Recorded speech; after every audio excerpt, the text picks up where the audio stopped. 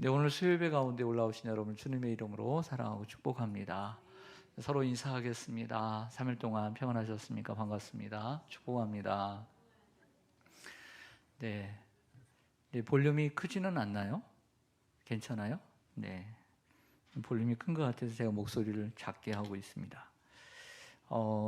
우리는 살아가면서 관계 속에서 살아가고 있습니다.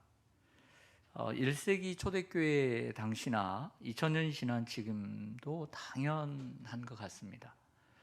특별히 어떤 관계 속에서 우리가 살아가게 되냐면 아내와 남편의 관계 속에서 우리가 살아가고 있습니다. 또 하나는 부모와 자녀의 관계 속에 살아가고 있습니다. 그리고 우리가 직장을 다니면서 사회생활하면서 종과 상전, 어쩌면 주종관계 속에서 그 회사의 대표와 또 직원으로서 우리는 관계를 맺고 살아가고 있습니다. 이러한 관계는 에베소서 후반부에 그리고 쌍둥이 서신인 골로새서 후반부에도 이러한 부분을 다루고 있으므로 그리스도인이 교회 안에서뿐만 아니라 세상에 속하지는 않았지만 세상 속에서 살아가야 하는 우리 그리스도인들입니다. 예수님의 기도의 요한복음 17장에 보면 너희는 교회는 세상에 속하지 아니하였으나 세상 속에서 살아가야 된다라고 얘기합니다. 말이 좀 이상하죠? 세상 속에서 밖에 살지만 우리 세상 속에서 살아갈 수밖에 없는 것이죠. 그 대표적인 이러한 부부의 관계, 그리고 부모와 자녀의 관계, 그리고 이러한 주종 관계는 사실은 그때나 지금이나 함께 동일하다고 할 수가 있습니다. 오늘 디모데전서 6장 1절과 2절은 원래 이제 성경 우리 주보에는 5절까지 제가 이렇게 계획되어 있었지만 준비하다 보니까 1, 2절만 준비했고 또 충분하다고 생각이 들어서 1절과 2절만 다루도록 하겠습니다. 1절과 2절은 종과 상전의 관계를 다루고 있는데 주인의 입장이 아닌 오늘은 완전히 종의 입장에서 상전들을 대할 때 자세를 다루고 있습니다. 1절은요, 모두 다 종은 다 믿는 종들입니다. 믿는 사람이에요. 그런데 1절은 믿는 상전이든 안 믿는 상전이든 상관없이 특별히 안 믿는 상전들이라고 생각하고 이야기하고 있습니다. 두 번째는 믿는 종이 믿는 상전에 대하여 어떻게 해야 할 것인가를 말하고 있습니다. 또한 2절 하반절에는 이것을 권하고 가르치라고 얘기를 하고 있어요. 디모데에게, 성도들에게요. 교회 생활만 가르치려고 하지 말고 사회에서는 어떻게 생활해야 할 것인가를 가르치라고 얘기를 하고 있다는 거죠. 왜 이러한 종과 주인의 관계가 중요시 되었을까요? 당시는 지금으로부터 2000년 전입니다. 당연히 종과 주인이 존재하는 시대였고요. 노예가 존재했다는 거죠. 또 많은 성도들이 주인보다는 종의 신분을 갖고 있는 성도가 많았습니다. 당연히 여러분들 교회를 다니는 성도들 가운데 주인이 많았겠어요? 종이 많았겠어요? 종이 많죠. 또 숫자적으로 봐도 주인이 많겠어요? 종들이 많겠어요? 당연히 종들이 많죠. 그러니까 이러한 어떤 숫자적으로 봐도 교회를 다니는 사람들 중에는 종들이 많았기 때문에 종들이 생활하는 필드, 그 삶 속에서 어떻게 주인을 섬겨야 하는지를 가르쳐야만 했던 것이죠. 그리고 이러한 노예 문제는 사회적으로도 당시에도 큰 문제였습니다. 미국의 남북전쟁이 이러한 노예 문제로 일어난 것처럼 이 시대도 당연히 노예는 존재했지만 문제가 없었을까요? 당연히 문제가 있었다고 봅니다. 당시 노예는 어떻게 되었을까요? 당시 노예는 첫 번째는 세습에 의해서 됩니다. 아버지가 어머니가 노예면 자녀도 노예. 이게 제일 많이 차지하는 비율이 이거죠. 두 번째는 전쟁을 통해서 포로가 되었을 때, 전쟁을 통해서 포로가 되면 노예가 될 수 있죠. 그리고 세 번째는 열왕기상이나 열왕기 하에서 우리가 엘리야나 엘리야 시대의 선지자들의 자녀들을 볼 때에 부채가 많을 때, 너무나 갚을 수가 없을 때, 당시에는 아들과 딸로서 갚는 거예요. 노비가 되어서 그 돈을, 부채를 대신 갚아줌으로써 그러한 가정 경제 때문에 이런 경우들이 될 수 있고요. 그리고 또 네 번째는 고아들, 버려진 아이들, 이런 아이들이 뭐 운 좋게 어떻게 보면 그 집에 아들, 딸이 될 수도 있지만 대부분은 종들로 살아가게 되었다고 합니다. 6절 상반절을 좀 보실까요? 1절 상반절, 디모데전서 6장 1절 상반절 보면 무릇 멍에 아래 있는 종들은, 종을 표현할 때 뭐라고 표현해요? 멍에 아래에 있는 종들이다. 여러분들, 멍에는 뭐죠? 여러분들 시골에서 사신 분 아시겠지만 이렇게 나무를 기역자로 해서 그 멍에를 볼 때마다, 야, 이런 나무를 어디서 해오셨을까 우리 아버지는, 이렇게 생각. 야, 이런 나무를 딱 꺾어가지고 다 해가지고 멍에를, 구멍을 뚫어가지고 멍에를 딱 합니다. 근데 보통 우리나라는 이제 소 한 마리에 하나씩 이렇게 하지만 많은 큰 곳에는 이 한 결이 두 마리를 서로 이어가지고 멍에를 씌우기도 합니다. 이러한 멍에는 소나 나귀가 수레나 쟁기를 끌 때 목에 매는 삼각대를 말합니다. 이 멍에를 메고 있으면 그 주인에게 순종할 수밖에 없어요. 그래서 멍에란 주인에게 속한 구속의 의미죠.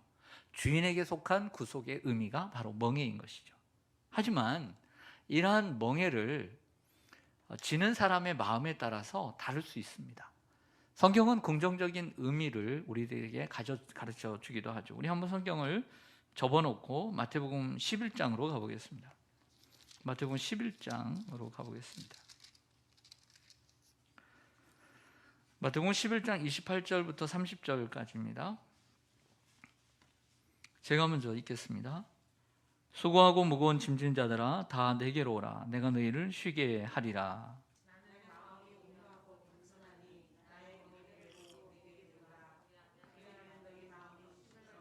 함께 읽습니다.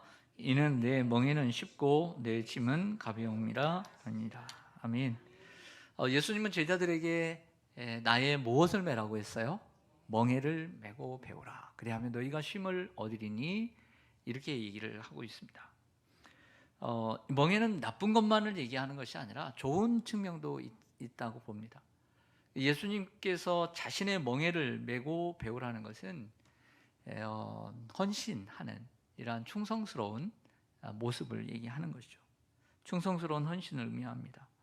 충성스럽게 주님을 따르면 진정한 쉼을 누리게 되는 것이죠. 그래서 사도 바울이 이런 표현을 씁니다.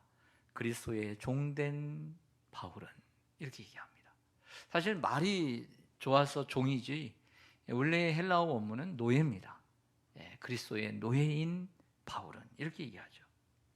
또 유대인들은 그러나 반면에 무엇인가를 멍해로 생각하는 것이 있습니다. 유대인들 하면 생각나는 건 뭐죠? 구약의 율법. 율법을 그들은 꼭 지켜야만 했는데 그 율법을 멍해라고 지칭을 합니다. 유대인들은 율법에 수고하고 괴롭힘을 당해 왔습니다.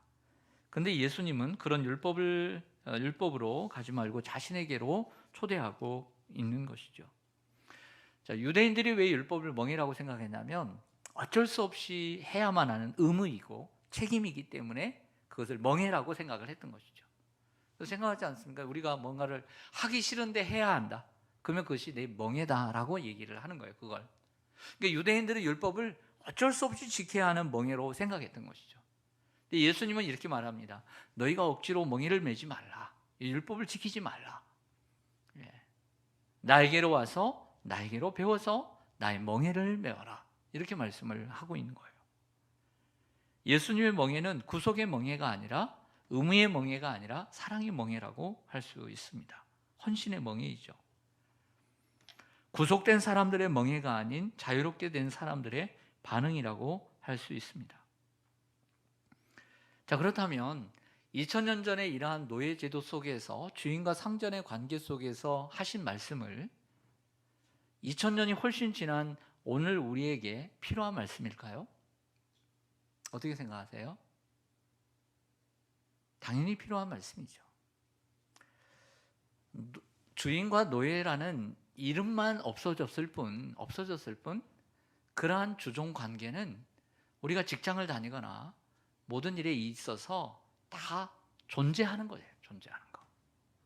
조금 완화됐거나 그럴 뿐이지 지금도 존재하기 때문에 오늘 이 말씀은 더 필요한 말씀이라고 할 수가 있는 것이죠.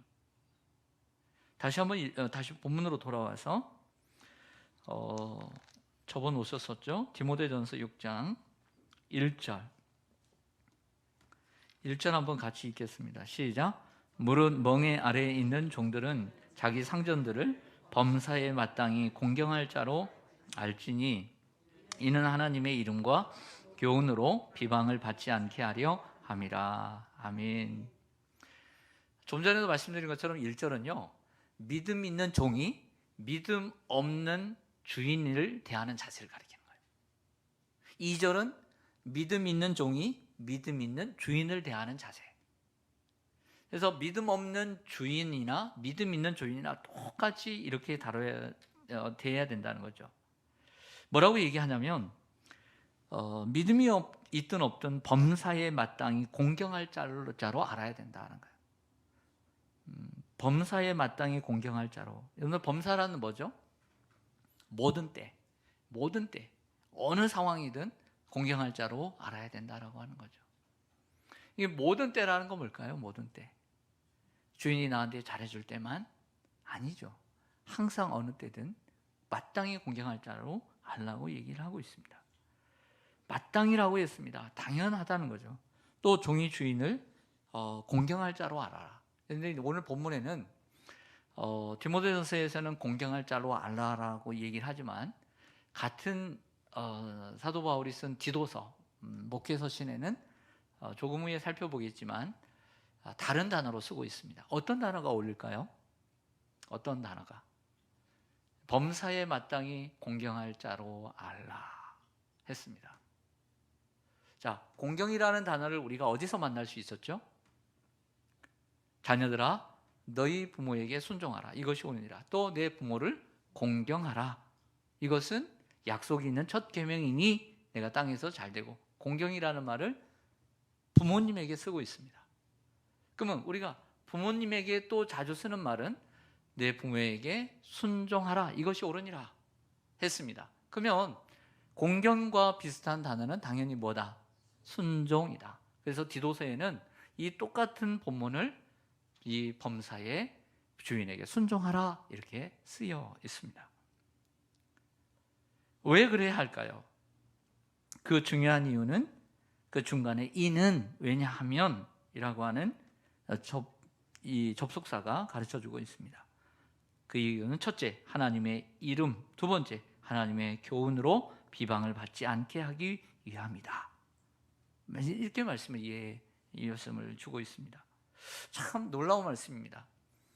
내가 주인에게 잘해서 내가 어떤 명예를 얻고 내가 뭘 얻기 위해서 하는 것이 아니라 하나님의 이름이 회방되지 않고 하나님의 교훈이 회방되지 않도록 하기 위함이다라고 하는 게 얼마나 놀라운 말씀인지 몰라요.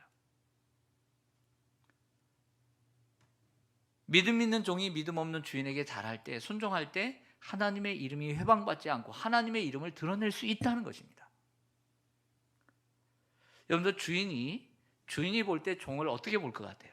여러분들이 주인이다. 따라합니다. 나는 주인이다. 여러 종들을 두고 있어요. 자, 여러분들이 주인이에요.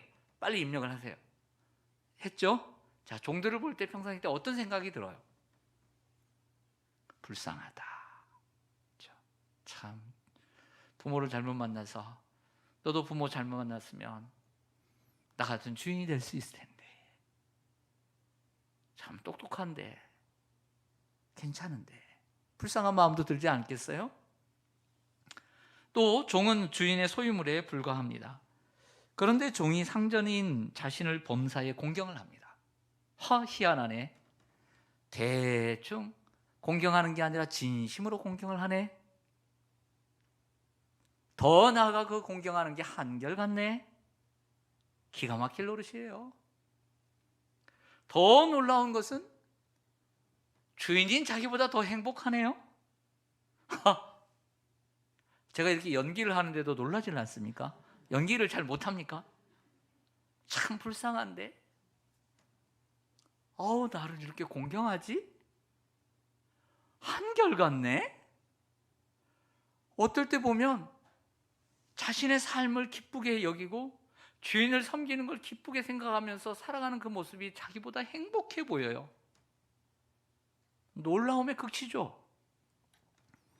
이럴 때 주인은 그 이유를 찾게 되고, 그 이유가 바로 그 종이 하나님을 믿고 하나님의 말씀대로 살기 때문이라는 것을 알게 되는 거예요.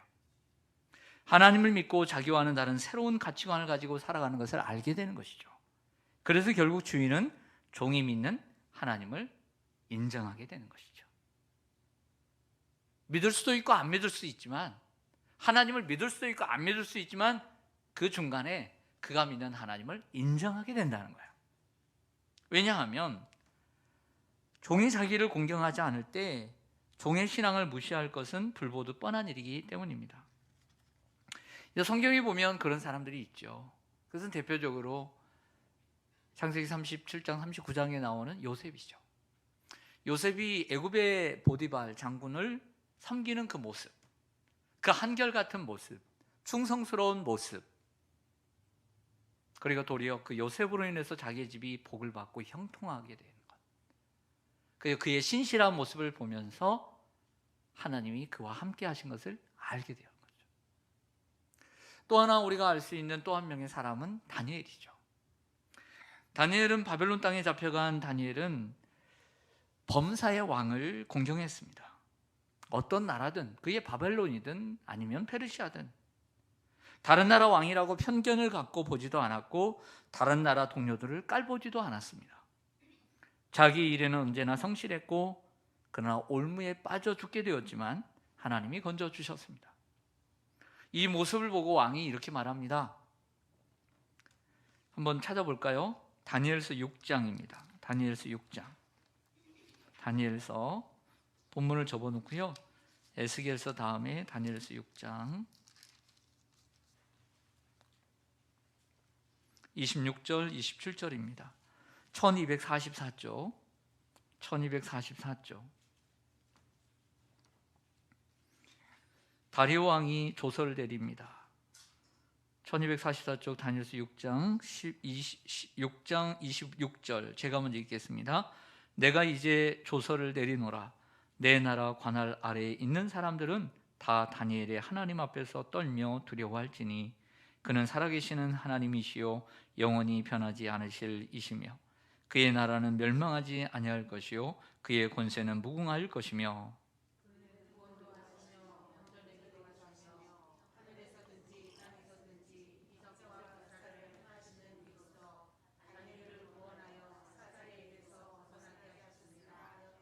아멘. 다리오가 하는 말을 자세히 보면 뭐라고 얘기하냐면, 그는 살아계신 하나님이시요 영원히 변하지 않으실 이시며 그의 나라는 멸망하지 않고 그의 권세는 무궁하며 그는 구원도 하시고 건져내기도 하신다. 하나님이 살아계시다라고 얘기를 합니다. 누구를 통해서요? 다니엘을 통해서. 한번 생각해 보죠.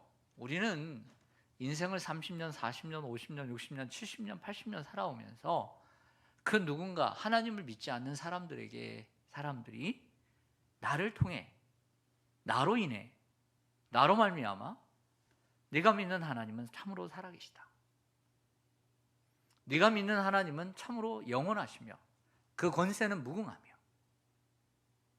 그분은 살리기도 하시고 죽이기도 하시는 하나님이시다, 이런 말을 우리가 한번 들어봤는가?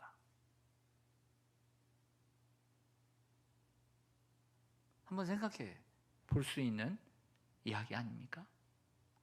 성경은 놀랍게도 이런 그리스도인이 되라고 우리에게 촉구하고 있다는 것입니다.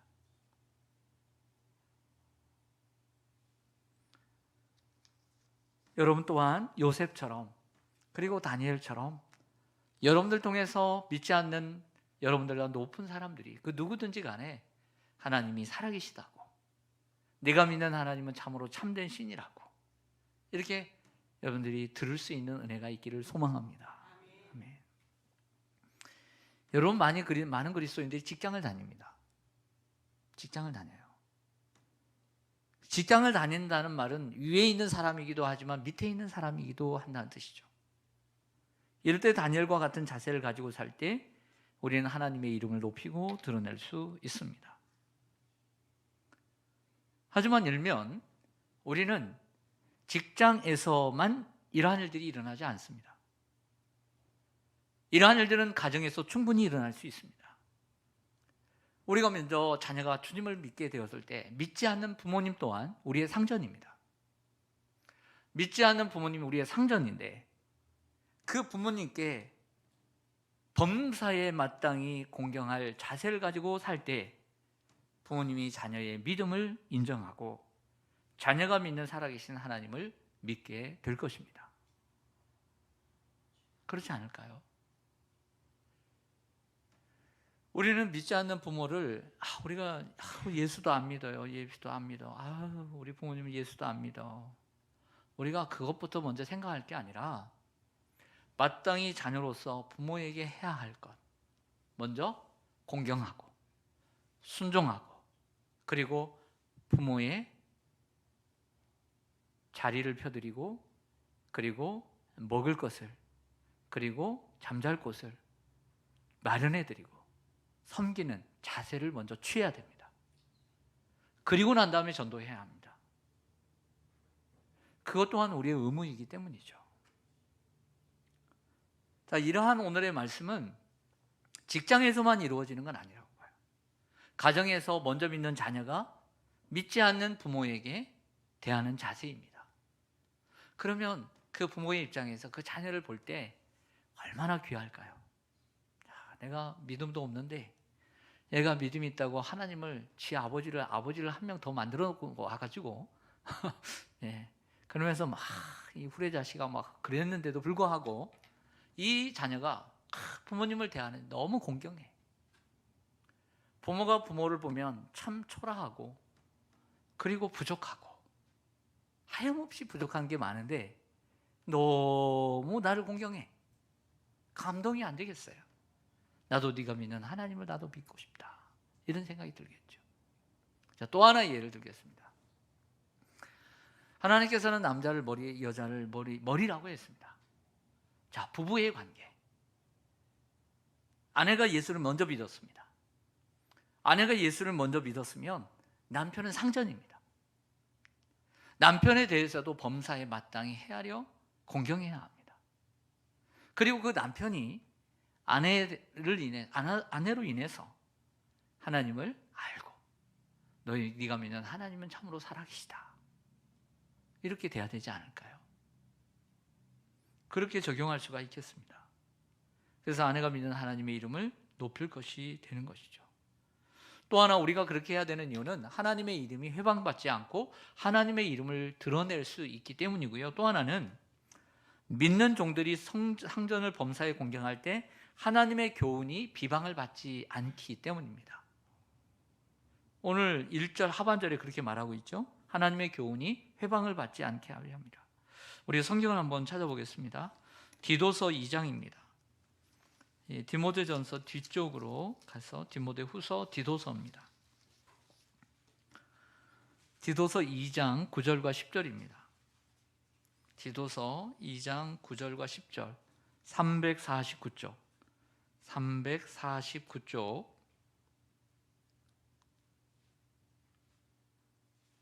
디도서 2장 9절 10절 같은 목회 서신이기 때문에 비슷한 말씀이 있어요.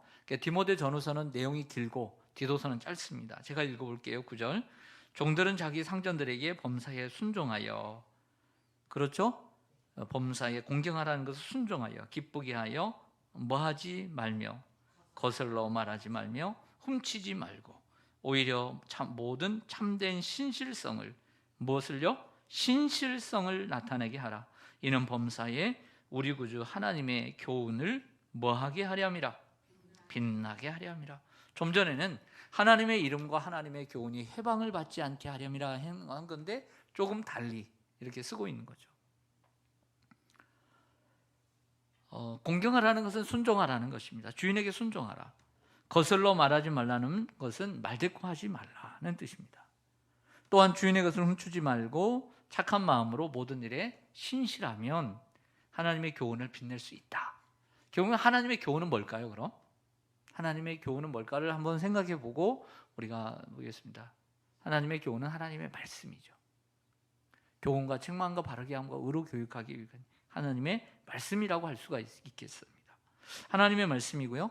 빛낸다는 말은 하나님의 말씀이 살아있다는 거예요. 그래서 첫 번째는 하나님이 살아계심을 나타내는 것이라면, 두 번째는 하나님의 말씀이 살아있다라는 것을 나타내는 거예요.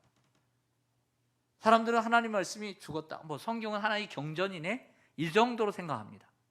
기독교인들조차도 이 성경 말씀을 어떻게 생각하는지 조사를 했더니 50%만 하나님의 말씀이라고 진정으로 믿는데요. 이런 시절에, 이런 시대에 세상 사람들은 성경을 어떻게 보겠습니까?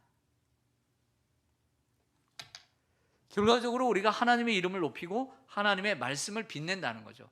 여러분들, 사람이 죽으면 빛나요, 안 빛나요? 안 빛납니다. 사람이 살아있어야 빛나는 거예요. 하나님의 말씀도 살아있어야 빛나는 거예요.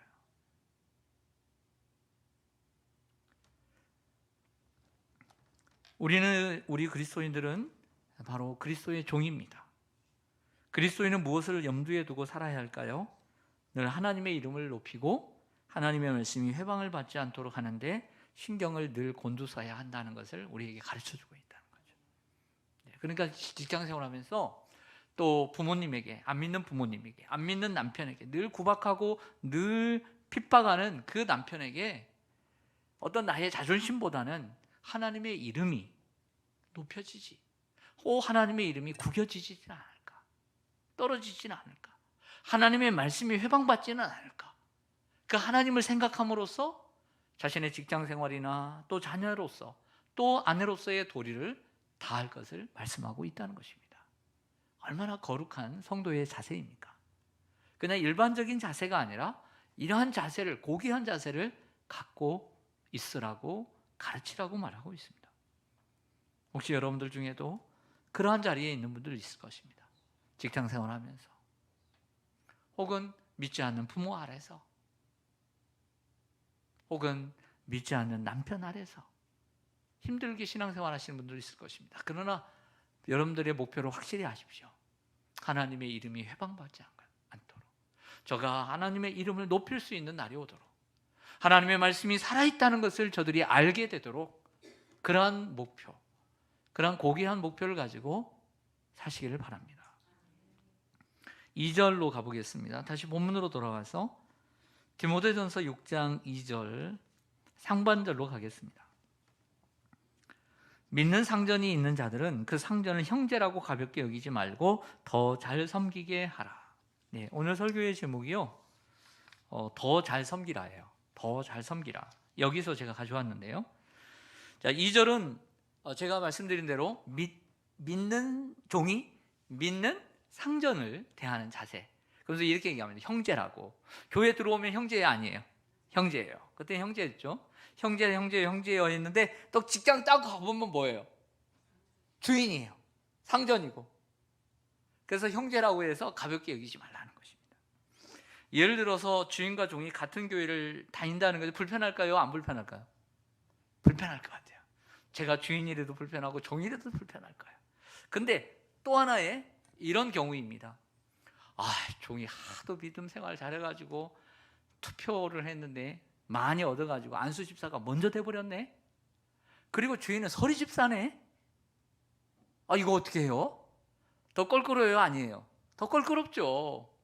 네. 그러면 종이 살짝 다른 교회를 가져야 돼, 안 가져야 돼요? 미리 평신도일 때 가질 수도 있죠. 근데 요즘처럼 세광교회, 독산교회, 여기 주능교회, 여기 베들교회 많지 않아요. 지역에 딱 하나밖에 없네. 갈 만한 교회도 없어. 당시에는 그랬어요. 에베소 교회 하면 에베소 교회, 에베소 하나밖에 없어요. 갈 데가 없네. 가까운 거리도 차가 있어요, 뭐가 있어요. 다닐 수가 없어요. 그러니까 선택지가 없는 것입니다. 그러니까 서로에게 많은 노력이 필요할까요? 안 필요할까요? 더 많이 필요했던 거죠. 같은 교회를 다니는 성도가 회사 상전일 때 형제라고 가볍게 여기지 말고 더 잘 섬기라 이렇게 말하고 있어요. 모든 사람이 그렇지는 않아요. 모든 그리스도인들이 그렇지는 않지만 가까운 사이라고 대표가 또 상전이 주인이 또 같은 교회를 다닌다고 해서 회사에서 거드름을 피우거나 또 같은 신앙을 가지고 있다는 핑계로 업무를 대충하는 사례가 있을 수 있습니다. 그렇게 할 때 결국에는 믿는 주인의 사업을 불리하게 만들 수 있고 다른 직원들에게 미움을 사고 회사 분위기를 망칠 수 있습니다. 결국에는 자신이 욕을 먹게 되고 자신이 믿는 하나님이 욕을 먹게 되는 것이죠. 그러므로 믿는 종들이 믿는 상전을 더 잘 섬겨야 한다 이렇게 말하고 있는 거예요.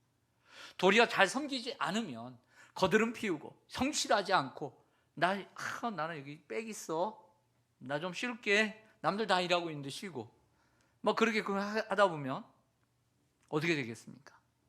덜 잘 섬기게 되면 본이 되지 않죠. 더 잘 섬겨야 된다. 그러므로 믿는 종들이 믿는 상전을 더 잘 섬겨야 합니다. 그 상전을 더 예의 있게 대하고 존댓말을 사용하고 더 열심히 일을 해야 합니다. 또 성실해야 합니다. 특혜를 누리지 않도록 주의해야 합니다. 영적인 관계와 육적인 관계를 구분할 줄 알아야 합니다. 오히려 믿는 상전을 둔 것을 감사하게 생각하고 더 잘 섬겨야 합니다.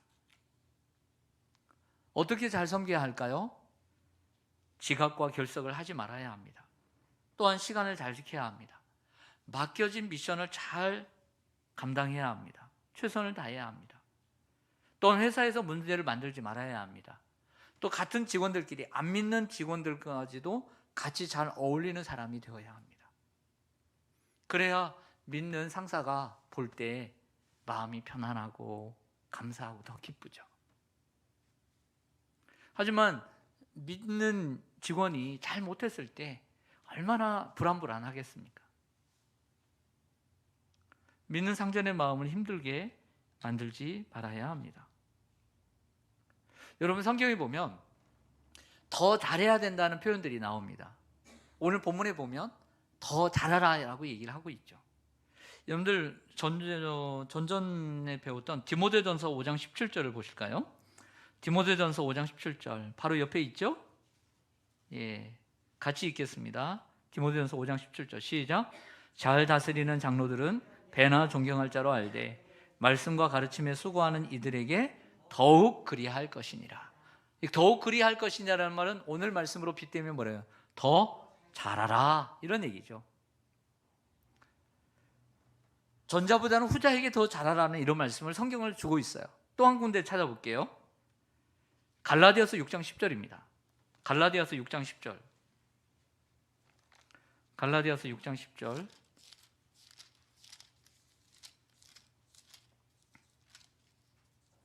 은근히 찾기 힘든 곳이 갈라디아서입니다.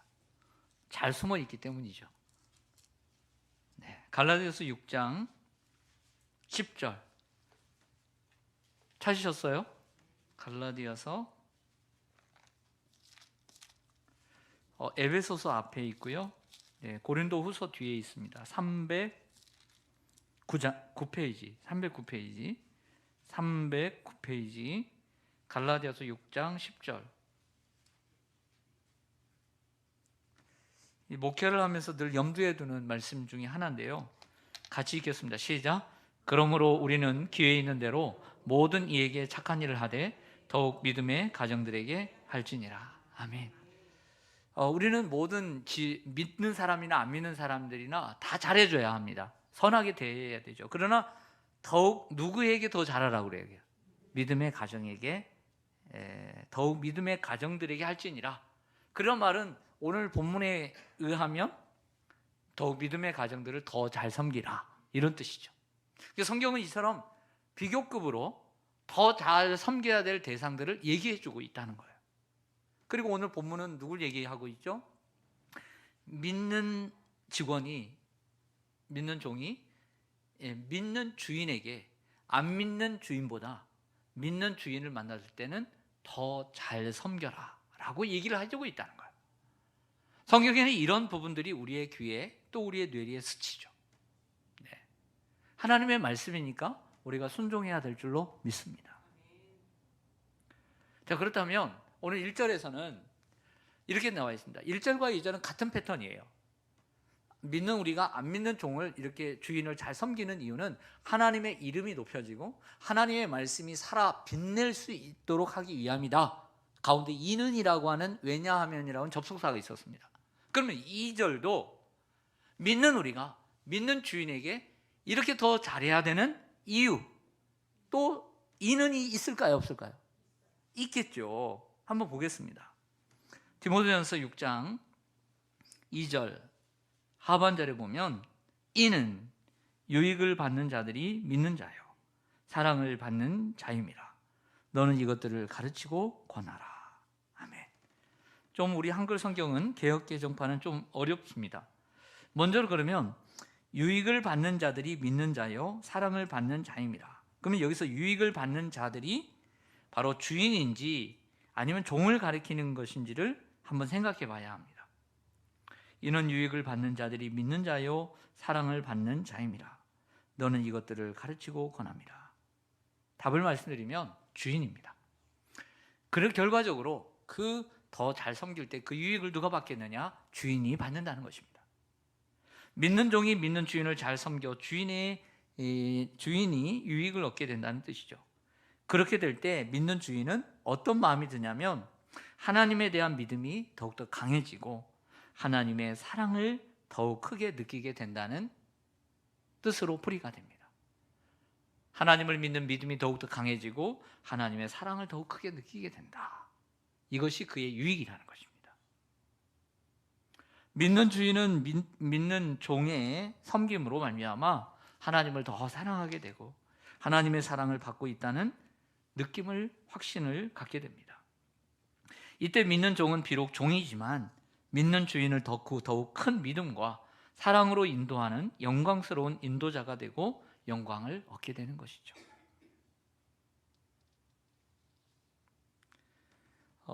예를 들어서 믿는 사람이 운영하는 회사인데요.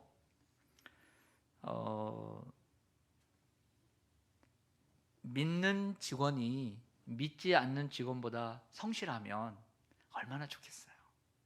야, 그래, 참 성실하다. 그리고 믿지 않는 직원들에게도 본이 되겠죠.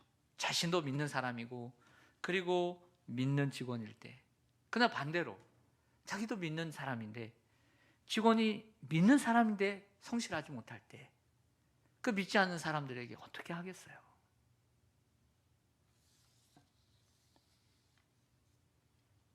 같은 그리스도인으로서 잘 돌봐주고 싶은 마음은 들지만 복잡한 심경이 오갈 것입니다.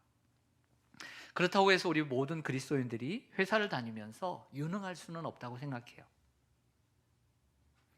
그 직원 하나로 회사가 크게 대형 회사가 되고 그럴 수는 없습니다.